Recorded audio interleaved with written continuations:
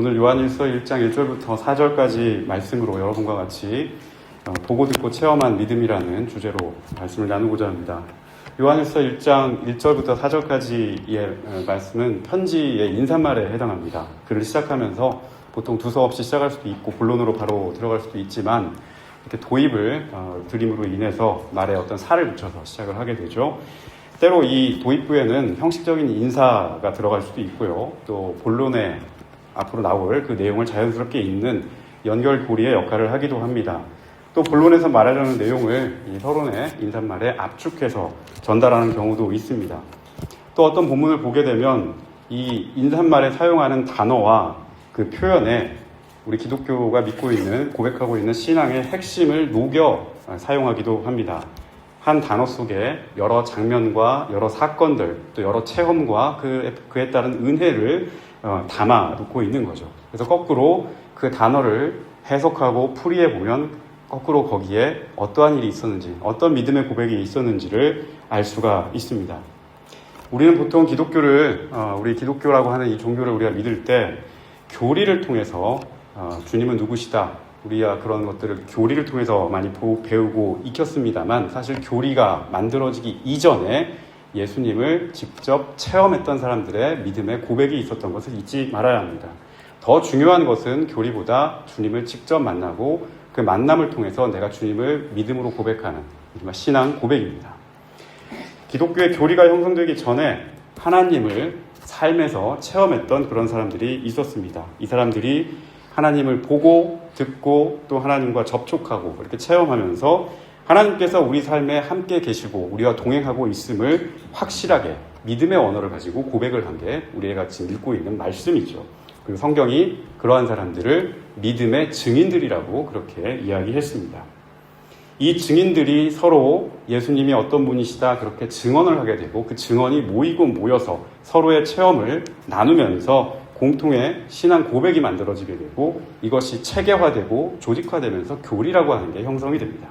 그렇게 우리가 예수가 누구시다, 성령이 누구시다 이런 것들을 배우게 되는 거죠. 그러나 그 교리의 핵심에는 체험이라고 하는 귀중한 신앙의 고백이 담겨 있습니다. 우리가 십자가에 달린 예수님의 은혜로 말미암아 구원을 얻는다는 아주 기본적인 교리를 다 알고 계실 겁니다. 그런데 우리가 구원을 받는다라고 하는 이 교리를 그냥 단순히 개념이나 믿음, 어떤 지식 이런 걸로 아는 것과 그 십자가의 은혜를 우리 삶에서 직접 체험하는, 그 삶에서 부딪혀오는 그 체험과 거기서 얻는 지식은 상당히 다릅니다.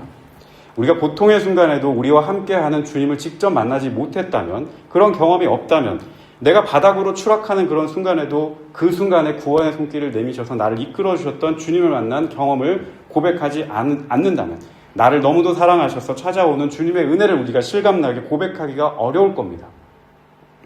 물론 머리로 아는 지식도 매우 중요합니다.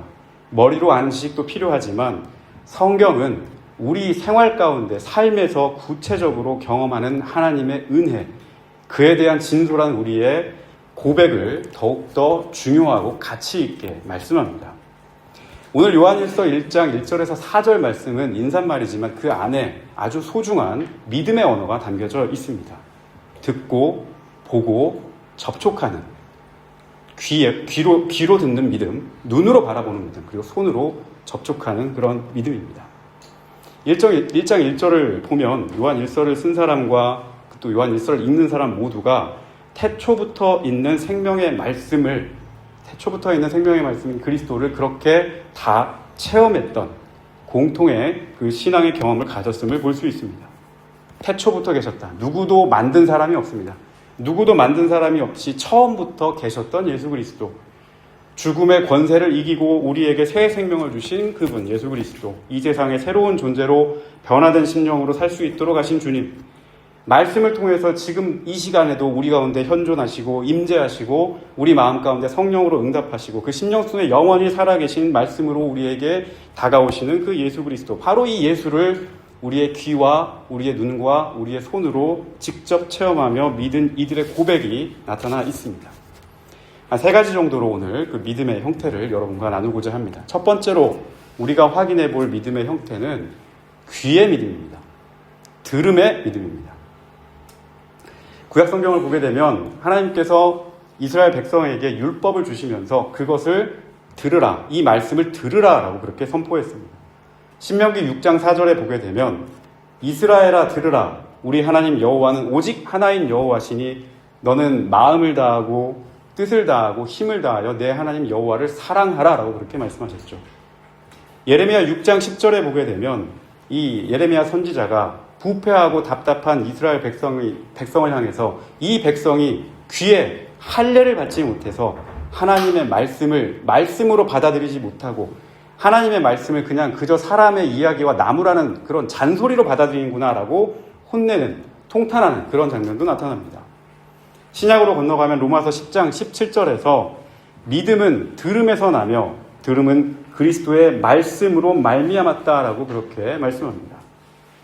주의 말씀을 우리의 생활 가운데서 듣는 사람, 그렇지 못한 사람의 차이는 결국 그 말씀에 대한 순종이냐, 불순종이냐, 그 말씀을 따라서 생명의 길로 가느냐, 그렇지 않느냐, 그 말씀과 더불어 기쁨의 길을 걷느냐, 두려움과 불안의 길 가운데 빠져 있느냐, 이 두 가지로 나뉩니다. 믿음은 거듭 말씀드리지만 추상적이거나 관념적인 형태의 그런 명사가 아닙니다. 믿음이라고 하는 것은 우리가 듣고 깨달아 우리의 온 존재가 바뀌고 우리가 가던 방향이 그릇된 방향이라면 그 방향을 수정하고 우리의 삶이 잘못된 길에 서 있다면 그 삶을 교정하는 움직임입니다. 믿음은 명사가 아니라 동사입니다. 말씀을 듣고 하나님을 사랑하라 라고 했던 그 말씀처럼 들음은 그 사람의 행동을 바꾸게 되는 겁니다. 들을 것이 많은 시대를 우리가 지금 살아가고 있죠. 현 시대에 참 들을 게 참 많습니다. 우리를 에워싸고 있는 수많은 소음도 있고 여러 가지 소리들이 들려오는 이 시대에 우리가 중심을 잃지 않고 들어야 할 소리가 무엇인지 한번 곰곰이 생각해 볼 수 있기를 바랍니다. 여러분의 삶 가운데 무슨 말씀을 듣고 여러분의 미래를 설계하고 앞날을 바라봐야 하는지 하나님의 말씀이 그 좌표가 될 수 있기를 진심으로 축원합니다. 열왕기상 19장에 보게 되면 엘리야라고 하는 선지자가 나오는데 이 선지자가 이세벨이라고 하는 여왕의 죽음의 칼날을 피해서 광야로 도망을 가게 되죠. 그래서 광야에서 너무 덥고 오늘처럼 너무 더워가지고 이제 죽을 것 같이 너무 힘드니까 로뎀나무라고 하는 그늘 밑에 들어가서 하나님께 나 죽여달라고 그렇게 간청을 합니다. 그때 하나님이 엘리야에게 나타나서 말씀을 하시는데 엘리야에게 나타나는 방법이 크게 세 가지가 있었어요. 첫 번째, 강한 바람이 지나갑니다. 강한 바람이 지나갈 때 하나님이 그 폭풍 속에서 뭔가 말씀하시겠지 했는데 가만히 들어도 말씀하지 않으세요. 그 다음엔 지진이 막 요동을 칩니다. 땅이 요동을 치는데 거기에도 하나님의 말씀이 존재하지 않습니다. 지진 후에 큰 불이 지나가는데도 거기에도 하나님의 소리가 없었어요.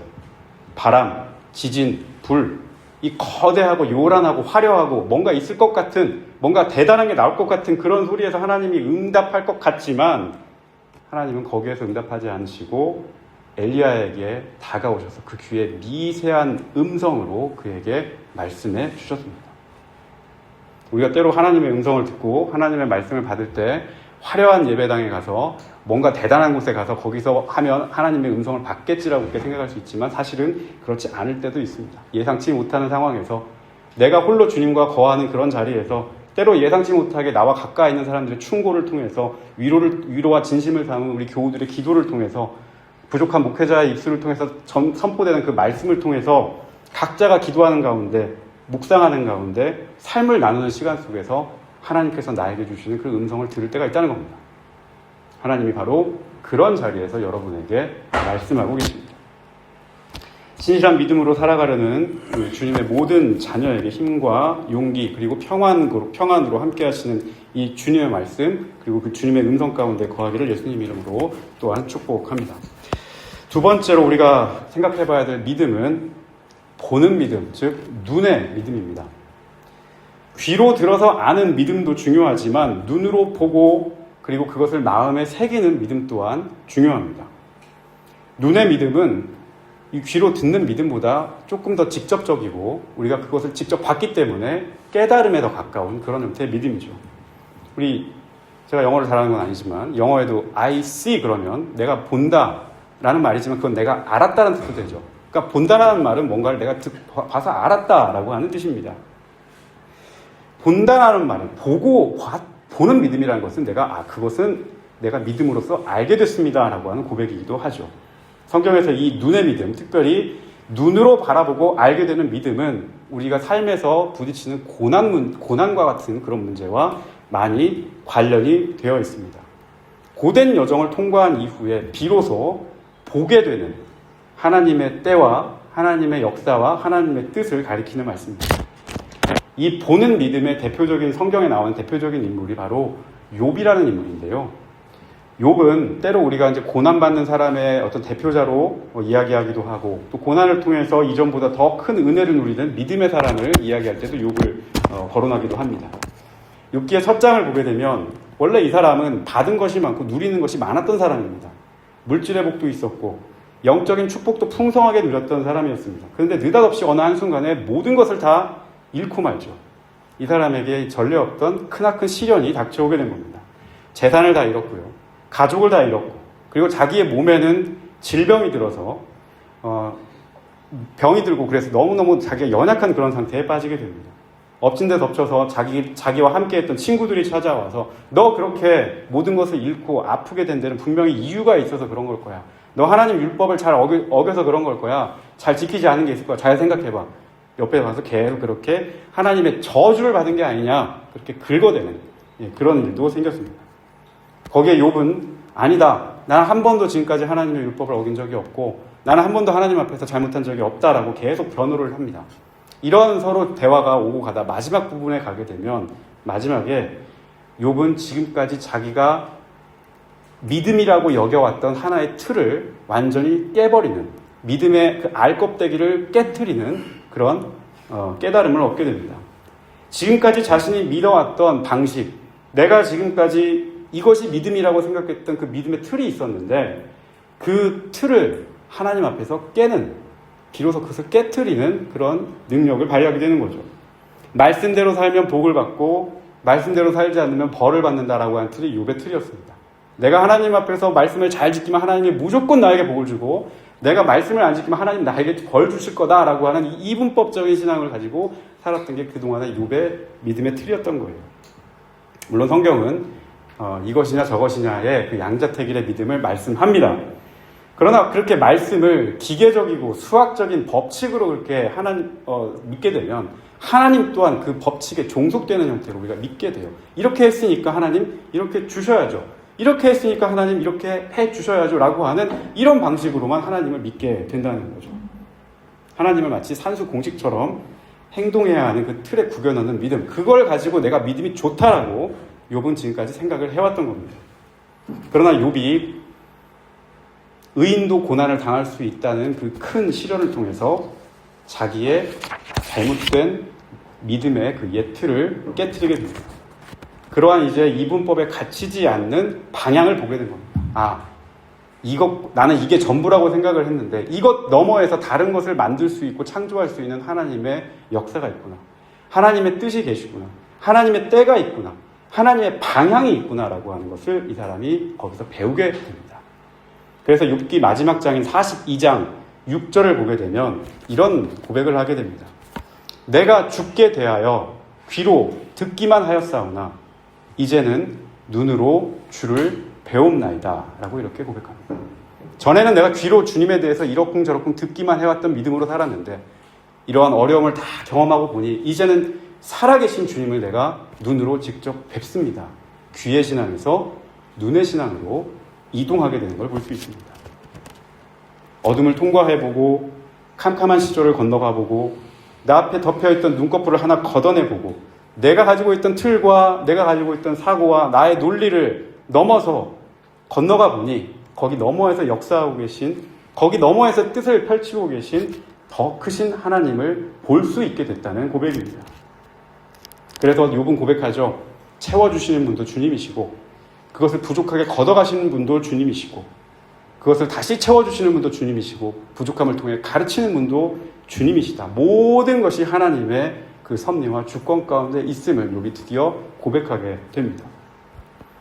이 눈의 믿음, 바라봄의 믿음은 어떤 것이 옳은 것이냐, 어떤 것이 그른 것이냐 이렇게 하는 판단보다 더 뛰어넘은, 더 넓은 차원의 믿음입니다.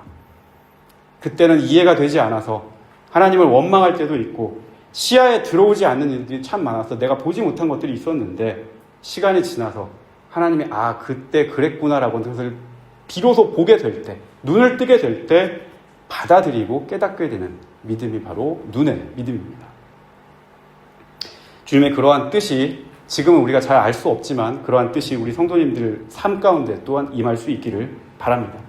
우리 믿음의 눈이 더 크고 높은 하나님의 역사를 바라볼 수 있는 믿음이 될 수 있기를 또한 예수님의 이름으로 축복합니다. 마지막으로 생각해 볼 세 번째 믿음은 접촉의 믿음, 손의 믿음입니다. 귀와 눈의 믿음보다 더 직접적이고 가까운 그런 믿음입니다. 귀로 들었던 내용은 내가 누군가에 의해서 누군가를 매개로 하는 믿음이고, 눈으로 보았던 내용은 뭔가 관찰자처럼 다소 떨어져서 바라볼 수 있지만, 이 손의 믿음은 말 그대로 내가 손 닿을 수 있는 곳, 가장 가까운 곳에서 그 형태를 할 수 있고 그 체온을 느낄 수 있을 정도로 내 삶에서 직접 경험하는 믿음입니다. 다른 말로 돌리면 주님을 인격적으로 만나는, 주님과의 관계 안에 거하는 그런 믿음이라고 말할 수 있겠습니다. 성경은 우리에게 공허한 멀리 떨어져 있는 그런 신을 전달하지 않습니다. 그러한 신이 우리를 구원한다고 이야기하지도 않습니다. 우리 가운데 우리를 위해서 직접 이 땅 가운데 오신, 사람의 몸을 입고 오신, 우리 가운데 임재하신 주님을 우리의 메시아라고, 구원자라고 그렇게 가르칩니다. 요한복음 1장 14절을 보게 되면 말씀이 육신이 되어 우리 가운데 거하심에 우리가 그의 영광을 보니 아버지의 독생자의 영광이요 은혜와 진리가 충만하더라 라고 그렇게 말씀하죠. 말씀이 육신이 되었다. 그 하늘에 있는 말씀과 그 원리가 이 땅 가운데 육이 되어서 우리와 같은 살을 입고 이 땅 가운데 와서 우리 가운데 거하셨다라고 이렇게 가르치고 있어요. 육신을 입은 예수가 우리의 구세주가 아니라면 우리는 그저 육체 없는 영혼, 그냥 허공을 떨어다니는 귀신이나 유령을 우리의 구원자라고 그렇게 고백할지도 모릅니다. 실제로 신약성경 당시에 이런 가르침이 교회 안에 있었습니다. 그리스 철학은 영과 육을 딱 나눠서 생각을 하는 경향이 있는데, 그래서 육은 더럽고 유한하고 한계가 있고 영은 성결하고 순결하고 무한하다라고 그렇게 가르치죠. 어떻게 구원자인 메시아가 더러운 육체를 입을 수가 있느냐? 말이 안 된다는 겁니다. 구원자는 고결해야 되고 누구보다 깨끗해야 되고 육체를 입을 수 없다. 고통을 당해서도 안 된다. 그렇게 가르쳤습니다. 당연히 십자가에 달려서 죽는 메시아는 존재하면 안 됩니다. 이것은 구원자가 아니에요. 그렇게 주장하는 사람들이 있었습니다. 그러한 주장들이 교회 안에 들어와서 예수님을 잘못 가르치고 예수님에 대한 오해를 낳게 만들어서 교회를 혼탁하게 만들었던 시절이 있었어요. 지금 같으면 지금도 그런 여러 이단과 사이비가 교회를 혼탁하게 만드는 것과 비슷한 분위기였던 겁니다. 하지만 성경이 명백하게 우리에게 가르치는 구원자인 예수님은 육신을 가지고 이 땅 가운데 오신, 육체를 가지고 이 땅 가운데 오신 예수님입니다. 우리와 똑같이 배고프고 슬프면 눈물을 흘리고 기뻐하면 웃고 분노할 줄 알고 인내할 일에 끝까지 인내하고 기다려주고 격려하고 아픈 사람과 함께 고통을 나눌 줄 아는 마음을 가진 참 사람이신 예수 그리스도가 우리의 구원자이시다라고 그렇게 말씀합니다. 이 말은 우리가 고백하는 주님은 그렇게 우리와 가까이 계시는 주님이라는 뜻입니다. 성경은 신약에서 그 거슬러 구약에 이르기까지 우리와 가까이 하시는, 우리 앞에서 곁에서 도우시는 그런 주님을 가르치고 고백해 왔습니다. 시편은 곳곳에서 나의 힘이 되신 여호와, 나의 능력이 되신 여호와, 나의 방패가 되시고 나의 산성이 되신 여호와를 노래했고, 신약의 여러 서신은 고난받는 성도들을 향해서 그리스도께서도 지금 너희와 같은 동일한 고난을 받으셨으니 그 고난을 생각하면서 지금 너 옆에서 함께 도우시는 그리스도와 함께 이 길을 통과하자라고 그렇게 권면했습니다. 주께서 내 편이시니 너를 결코 쓰러지게 놔두지 않을 것이다. 시험이 있고 환난이 있으나 그 가운데서 주께서 너의 손을 잡아주시고 구원해 주실 것이다 라고 하는 이 소망의 말씀을 언제나 빠뜨리지 않았습니다.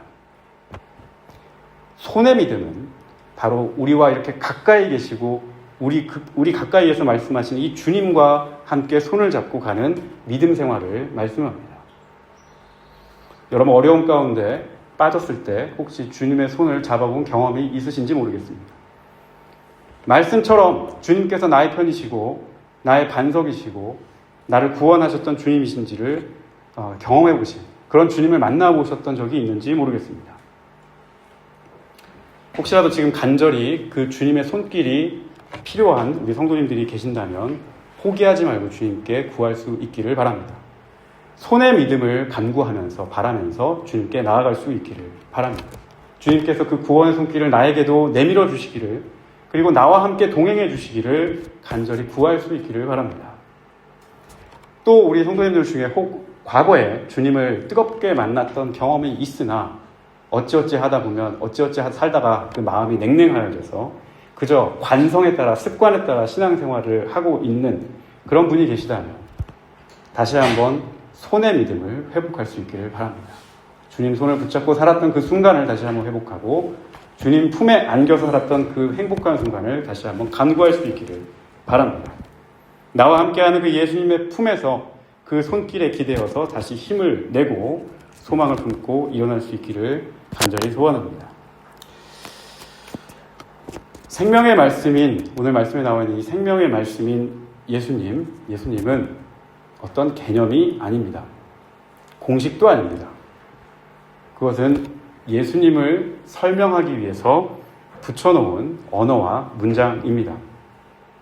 우리가 신앙생활을 하는 이유는 그 신앙생활을 통해서 무슨 정보를 얻고 무슨 개념을 얻고 똑똑해지기 위해서 신앙생활을 한다기보다 주님의 말씀을 진짜 내 삶에서 듣고 보고 만지고 체험하면서 생생하게 나와 함께 살아서 역사하는 하나님을 만나기 위해서 우리가 신앙생활을 합니다. 하나님께서는 우리에게 이러저러한 그런 말과 설명으로 다가오지 않으십니다. 우리 마음의 감동으로, 우리가 고민하는 그 순간에 함께 고민하는 그 마음으로, 흘리는 눈물 가운데 사랑으로, 깨달음으로, 확신으로, 우리 삶의 변화로 우리에게 다가오십니다. 그래서 오늘 요한일서 1장 1절에서 4절의 말씀도 우리에게 우리의 귀로 듣고 눈으로 보고 손으로 만졌다. 우리는 이 감동과 이 역사를 너희들에게 전하지 않을 수 없다라고 그렇게 말씀하고 계십니다. 생명의 말씀인 예수 그리스도, 이 주님께서는 오늘도 우리의 귀에, 우리의 눈에, 우리의 손에 임재하십니다. 우리의 귀에 오늘도 말씀하시고 우리의 눈으로 보게 하시고 우리의 손을 잡아주시는 주님이십니다. 이 주님과 이번 한 주도 여러분 동행하시면서 주님의 은혜 가운데 거할 수 있기를 또한 예수님의 이름으로 축복하며 말씀을 맺도록 하겠습니다.